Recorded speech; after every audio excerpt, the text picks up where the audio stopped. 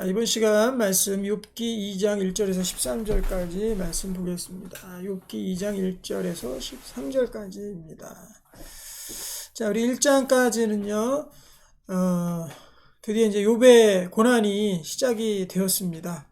그래서 우리가 1장에서 욥기 전체에 해당하기도 하지만 우리 1장에서 특별히 우리가 주의해서 봐야 될 부분들이 두 가지, 우리가 욥기 전체를 읽어가면서 두 가지를 유념하고 잘 기억하면 된다고 했습니다. 첫 번째가 하나님과의 관계죠.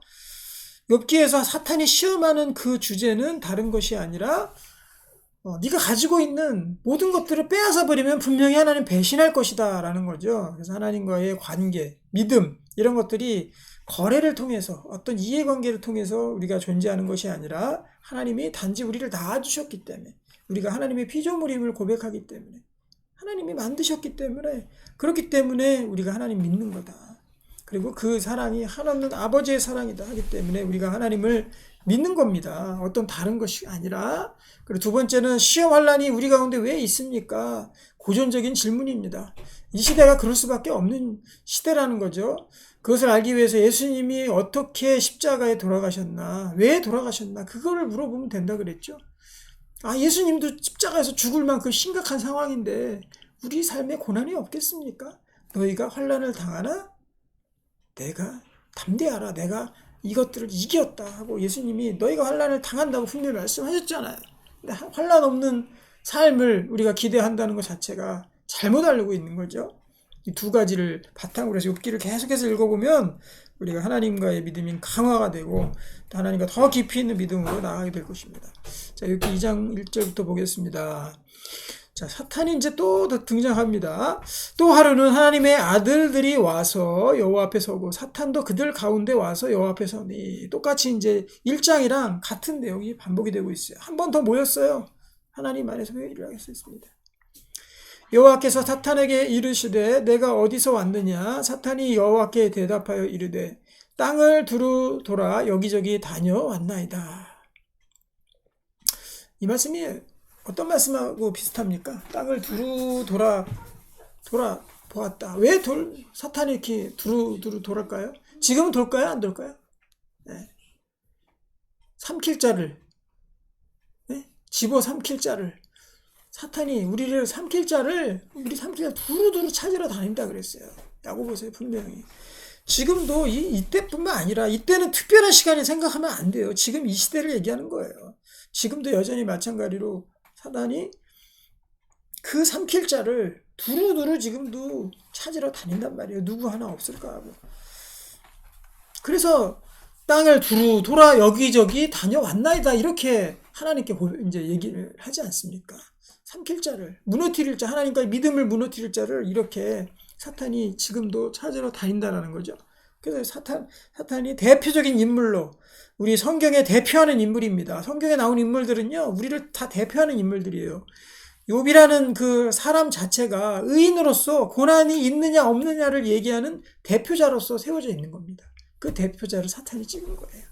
그래서 우리 이 시대에도 욥이라는 사람을 통해서 하나님께서 이겨라, 의인들아 이겨라, 이 시대를 이겨라 하고 그 응원의 메시지를 욥기를 통해서 보여주고 계시는 겁니다. 사탄이 얘기합니다. 3절. 여호와께서 사탄에게 이르시되 내가 내 종 욥을 주의하여 보았느냐? 그와 같이 온전하고 정직하여 하나님을 경외하며 악에서 떠난 자가 세상에 없느니라. 내가 나를 충동하여 까닭없이 그를 치게 하였어도 그가 여전히 자기의 온전함을 굳게 지켜느니라. 그렇죠. 한번 1차적인 시험 뭐였죠? 2차로 나눠, 1장과 2장에 1차와 2차로 나눠서 시험을 하죠. 1차는 어떤 시험입니까? 몸 외에, 자기 몸 외에 밖의 시험들이죠. 우리도 시험을 크게 두 가지로 나눠볼 수 있는 것 같아요. 내 밖에서, 나라는 존재 밖에서 일어나는 시험, 환난들이 있지 않습니까? 우리 보면 자식들이 다 죽었잖아요. 자녀의 환난들, 그리고 재물 손괴, 다 재물 무너지고 막 지붕이 무너지고 불이 떨어지고 막 이랬잖아요. 재물에 대한 손실에 대한 환난들, 당장 궁핍해지고 어렵지 않습니까? 그리고 그 종들이 관계에 대한 손실들, 종들이 다 죽어버렸잖아요. 재물이 하고도 마찬가지죠. 여러 가지 환난들이 우리 가운데 이렇게 닥쳐오지만 또 그것은 나의 밖에서 일어나는 겁니다. 나는 건강하면 그래도 버틸만 하죠. 이제 두 번째, 사탄이 아닙니다. 저 몸을 한번 쳐보십시오. 분명히 하나님 떠나갈 것입니다. 사탄은 뭐를 베이스로 깔고 우리를 유혹합니까? 그것은 하나님과 이해관계를 통해서 성립된 믿음이다 라고 그렇게 우리 계속 거짓 메시지를 우리에게 보냅니다. 네가 이렇게 하면 하나님이 이렇게 할 거야. 네가 이렇게 하면 하나님이 이렇게 해주실 거야. 계속 거기에다 관계, 또 거래, 이해관계 이런 것들을 계속해서 사탄은 주문해요. 우리에게. 그럴 때마다 우리가 물리쳐야죠. 하나님과 나와의 관계는 하나님이 나를 피조물로서 낳아주시고 만들어주신 하나님 아버지로서의 자녀로서의 관계야. 더 이상 흔들리지 않아 하고 거기에 대해서 이야기할 수 있어야 되죠. 그것이 굳은 믿음이고요. 그 믿음 한번 생기면 흔들리지 않아요. 그런데 계속해서 조건을 붙이고 이렇게 하면 하나님이 이렇게 하기 때문에 내가 믿는다. 하나님은 나의 상식에 이해되는 분이기 때문에 믿는다. 그렇죠? 우리가 배우자도 다 이해가서 같이 삽니까? 다 이해 못해요. 못하는 부분이 있어요. 부모님도 마찬가지죠. 부모님 내가 골라서 태어납니까? 아니에요. 부모님도 이해 안 되는 부분, 어떨 때 속상하는 부분, 저거는 아닌데 싶은 부분, 아쉬운 부분 다 있어요. 하지만 그 관계 흔들리지 않잖아요. 하나님도 마찬가지입니다. 하나님도 우리는 너무나도 우리의 이 사고가 짧아요. 하나님에 비하면 아무것도 아닌 존재예요. 하나님 어떻게 이해합니까? 지금은 불합리해 보이고 이해가 안 되는 부분들이 많이 있겠죠. 하지만 그것이 우리 하나님 사이에 갈 수 없습니다. 하나님 우리를 낳으셨기 때문에, 우리가 하나님 자녀이기 때문에. 어떻게 자기 몸에 대해서 사탄이 공격하나 봅시다. 4절, 사탄이 여호와께 대답하여 이르되 가죽으로 가죽을 바꾸오니 사람이 그 모든 소유물로 자기의 생명을 바꾸지라. 여기 보면 가죽이 가죽을, 이때 당시에 있었던 물물 교환을 예로 들면서 지금까지는 그 사람의, 여기서 첫 번째 이제 가죽과 가죽이 교환되는 건 뭐냐면, 이 욥의 믿음을 뺏으려면은요, 그 몸으로 대신해야 된다는 거예요. 그 몸을 치면 욥의 믿음이 흔들릴 것이다. 그러니까 욥의 믿음하고 그의 몸의 환난하고 맞바꾸자는 거예요. 그걸 바꿀 수 있다라는 겁니다. 욥의 믿음을 흔들 수 있다라는 거예요. 자, 생명을 건들자라는 거죠. 생명을. 5절, 이제 주의 손을 펴서 그의 뼈와 살을 치소서. 이게 첫 번째 가죽입니다. 그리하면 틀림없이 주를 향하여 욕하지 않겠나이까. 몸을 치면 믿음을 빼앗을 수 있다. 가죽으로서 가죽을 대체할 수 있다. 이렇게 욥이 사탄이 설명하고 있는 거예요. 분명히 그 몸을 치면 하나님 욕하고 떠날 겁니까? 떠날 겁니다. 우리가 뼈와 살이 처지면, 우리가 뼈와 살이 다 무너지고 어려워지면 부모님의 당신은 더 이상 나의 부모가 아니야라고 외칩니까? 아니죠. 우리가 연약할수록 부모님은 더 끓는 마음으로, 안타까운 마음으로 자식들을 보살피잖아요. 아프면. 그렇죠? 네. 우리의 몸이, 육신이 상했을 때 하나님께서 더 우리를 간절한 마음으로 주님께서 우리를 돌보시고 우리를 향한 마음들이 그렇게 있으실 거예요. 그것이 우리 사회를 가를 수 없습니다. 하지만 사탄은 계속해서 주문합니다. 야, 몸을 쳐라. 몸을 친다면 믿음이 떠나고. 이거 조건부입니다. 이것도. 6절. 여호와께서 사탄에게 이르시되 내가 그를 내 손에 맡기노라. 다만 그의 생명은 해하지 말지니라. 여기에서도 역시 1장과 마찬가지로 통제된 하나님의 보호, 이 환난에 대한 통제된 허락하심을 여기서 볼 수 있는 거죠. 우리가 아무리 환난과 어려움들이 있더라도 하나님의 통제 아래에 있습니다. 그의 생명을 해하지 말아라. 이것은요, 우리의 생명을 하나님께서 지켜 보호하시는 걸 의미해요. 영적인 생명까지.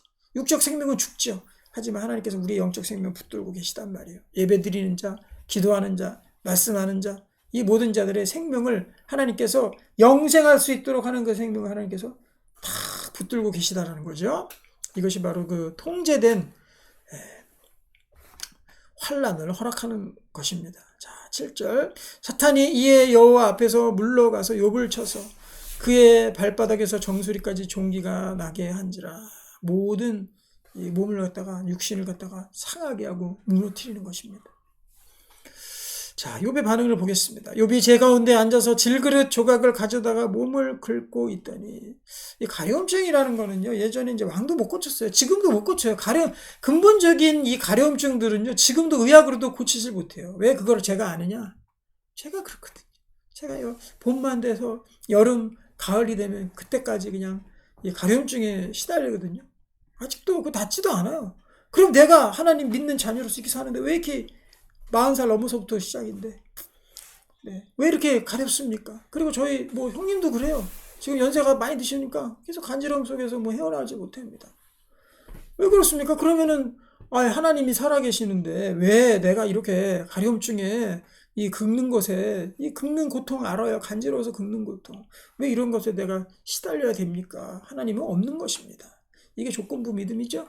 그것이 아니라 내가 어려움 속에 있더라도 예수님이 돌아가실 만큼 그렇게 뭔가 병, 질병들, 환난 이것이 지금 우리 가운데 존재하고 있다라는 거예요. 남아있다는 거. 아직까지 남아있다라는 거죠. 죄악에 대한 피조물의 상함입니다. 그것이 남아있다는 거. 이제 곧 하나님께서 이 모든 것들을 회복시키시기 전이에요. 전 단계. 곧 회복될 겁니다. 이러한 그 환란들이 우리 가운데 있다라는 겁니다. 그럴 때 하나님과의 관계를 깨지 마시기 바랍니다. 9절. 그의 아내가 그에게 이르되 이게 이제 세상에서 보는 시각이죠. 부인도 이러는데 세상에서 오죽하겠어요. 당신이 그래도 자기의 온전함을 굳게 지키느냐 하나님을 욕하고 죽어라. 이렇게 아내가 남편에게 고통당하는 남편에게 그렇게 이야기하고 있는 거죠. 참 어떻게 이런 얘기를 합니까? 그래서 이 악처 중에 악처로 평가받는 사람 욥의 아내잖아요. 하나님 욕하고 죽어라. 그 욥의 아내도 어떤 식으로 하나님 알고 있는 거예요? 바로 욥의 아내가 사탄이 평가했던 그 믿음의 그 당사자는 욥이 아니라 욥의 아내였어요. 욥의 아내는 철저히 하나님과 조건부로 그 믿음을 갖고 있었던 것이 이 구절에서 분명히 드러납니다. 그렇죠? 하나님 욕하고 죽어라. 그걸 이것도 하나님이냐? 우리가 이러려고 지금 하나님 믿었냐? 이게 이 꼴이 뭐냐? 하나님 욕하고 죽자 그냥 다 포기해버리는 거 아니에요? 이거 하지 말라고 욥기로서 욥의 대표자를 세워주셔서 우리에게 말씀하고 있는 거예요. 이렇게 살지 말으라고. 실례를 들면서. 부인도 이러는데 세상에서 어떻게 보겠습니까? 야, 세상에서 이 동네에서 동방에서 훌륭한 사람이라고 일장에 나왔어요. 동방에서 훌륭한 사람. 그렇게 훌륭한 사람이 하루아침에 쫄딱 망하고 저 몸까지도 저렇게 망가졌네. 저 분명히 뭔가 죄가 있을 거야. 뭔가 잘못이 있을 거야. 이렇게 이제 생각을 한다는 거지. 우리가 그래서 주의해야 될 것은 무엇이냐? 우리 속에 이런 마음이 나는 없을까? 다 있습니다. 다 있어요. 저도 있어요. 제가 가만히 제 속을 들여다보면 저도 있어요. 다른 사람이 갑자기 환난을 당하고 어려움 당하고 이러면은요. 그것도 믿음 좋은 사람이 그러면 저 사람 뭐 하나님께 잘못하고 있나? 뭔가 죄를 구린 부분이 뒷부분에 있나 봐. 이런 식으로 생각하는 그런 범죄를 저도 저지른 적이 있습니다. 그리고 저도 그런 환난을 당했을 때 다른 사람의 눈길을 봐도 그런 눈길을 제가 느꼈던 적이 있었어요. 저를 바라보는 눈길들. 저분 혹시 뭔가 잘못하고 있는 거 아니야? 그게 아니죠. 네. 우리가 이러한 환난과 또 고난을 당하는 것은요. 첫 번째, 우리의 죄악 때문입니다. 세상이 일그러져 그렇습니다. 그리고 두 번째는요. 하나님께서 우리를 단련시키고 연단시키시기 위해서 허락하실 때가 있어요. 그것이 두 번째예요. 그리고 세 번째라고 하면 우리의 죄 때문에 우리가 고난받는 것. 그런 것들이 있을 수 있겠죠. 하지만 그 어떤 고난도요. 우리 하나님 사이에 깰 수 없고 특별히 내가 잘하고 있는데 고난받을 때 그때가 문제인 거죠. 그때 흔들린단 말이에요. 또 아무리 뒤를 봐도 내가 정말 잘못한 것이 없는데 이게 왜 이렇게 헌신하고 충성했는데 이런 고난이 있나. 하나님의 숨겨진 깊이 있는 뜻이 있는 겁니다. 우리가 알 수 없는. 하나님의 연단으로 주실 수도 있는 것이고요. 또 이유 없는 고난도 있어요. 정말로. 세상 사람들이 생각하기에 입 납득하지 못하는 그런 고난도 있단 말이에요. 선교사님이 오랜 시간 준비해서 떠나갔는데 얼마 지나서 거기서 순교하시고 이해할 수 없잖아요. 왜 이렇게 그럼 그동안의 일은 뭐냐. 그런 이해할 수 없는 부분들이 지금도 일어나고 있다는 거죠. 그 어떤 것도 하나님과 우리의 사이를 갈라놓을 수 없다. 하나님은 우리를 낳으셨기 때문에. 10절 그가 이르되 그대의 말이 한 어리석은 여자의 말 같도다. 우리가 하나님께 복을 받았은즉 화도 받지 아니하겠느냐 하고 이 모든 일에 욥이 입술로 범죄하지 아니하리라. 그렇죠. 복도 받고 화도 받고. 그러면 우리가 뭐 화를 받는다고 하나님 저주도 같이 받아야 된다 이런 뜻입니까? 이제 바뀌었죠. 예수님으로 인해서 이 화가 바뀐 겁니다. 무슨 화로? 예수님의 남은 고난을 우리 삶 가운데 채우는 그 고난으로 우리가 바꾸잔 말이에요. 우리의 남은 삶 가운데 우리의 환난 이런 것이 아니라 여기서 하나님께 복도 받고 화도 받고, 화라는 게 뭐예요? 예수님의 고난을, 우리가 남은 고난을 함께 예수님의 고난에 동참하자는 거죠. 네, 그거밖에 없습니다. 우리가 예수님 따라서 이 세상에서 빛과 소금의 역할로 살려고 하면요, 고난이 있을 수밖에 없어요. 핍박이 있고 환난이 있을 수밖에 없어요. 그 환난이 가장 복된 환난과 고생입니다. 팔복에서도 나오잖아요.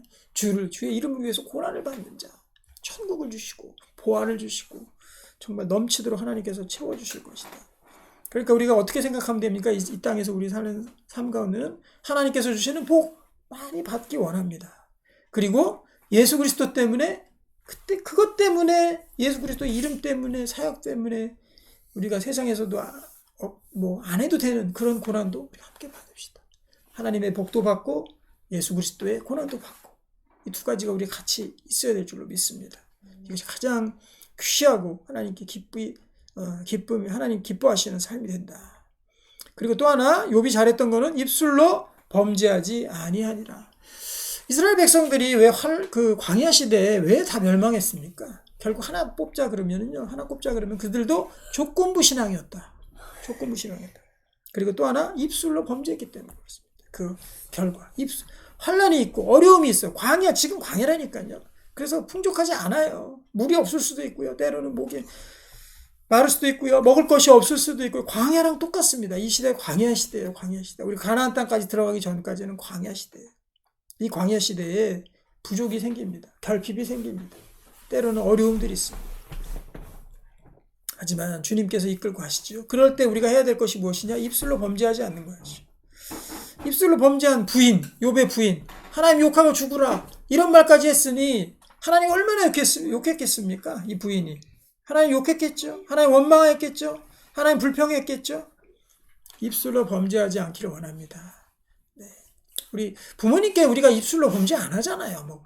부모님께 대해서 정말 막 나가는 그런 자식들이 가끔씩 뉴스에 나오는 그런 사람들이 물론 있겠지만, 우리 정말 상식적으로는 우리가 어떤 잘못이나 어떤 어려움들이 있더라도 부모님께 욕 안 하잖아요. 네? 부모님께 막 우리 욕하고 막 그러지 않잖아요. 네. 하나님께도 마찬가지입니다. 우리 환난을 당했을 때 입술을 굳게 지키기를 원합니다. 11절. 그때 욥의 친구 세 사람이 이 모든 재앙이 그에 내렸다 함을 듣고 각각 자기 지역으로부터 이르렀으니 곧 대만 사람 엘리바스와 수아 사람 빌닷과 나아마 사람 소발이라. 그들이 욥을 위문하고 위로하려 하여 서로 약속하고 오더니 드디어 이제 이 세 명의 친구들이 나타납니다. 눈을 들어 멀리 보매 그가 욥인 줄 알기 어렵게 되었으므로 그들이 일제히 소리질러 울며 각각 자기의 겉옷을 찢고 하늘을 향하여 티끌을 날려 자기 머리에 뿌리고, 멀리서도 못 알아볼 정도로 그렇게 흉한 모습이 된 거지요. 마지막 13절. 밤낮 7일 동안 그와 함께 땅에 앉았으나 욥의 고통이 심함을 보므로 그에게 한마디도 말하는 자가 없었더라. 친구들이 이렇게 봐도 정말 흉할 정도로 그렇게 어려운 가운데 처해 있었습니다. 극한의 상황 가운데 있었습니다. 밑바닥 가운데 떨어져 버렸어요.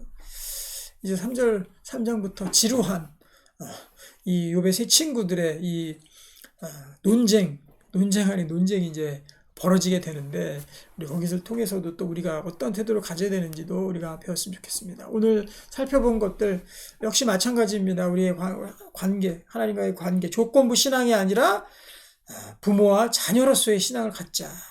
그리고 환난, 예수 그리스도의 환난을 우리가 능히 감당하자. 이 두 가지로 정리하면 좋을 것 같습니다. 우리 예수님 따라서 고난을 능히 받으며 그 더불어 주시는 하나님의 복도 귀하게 받는 우리들의 모습들이 되길 소망합니다.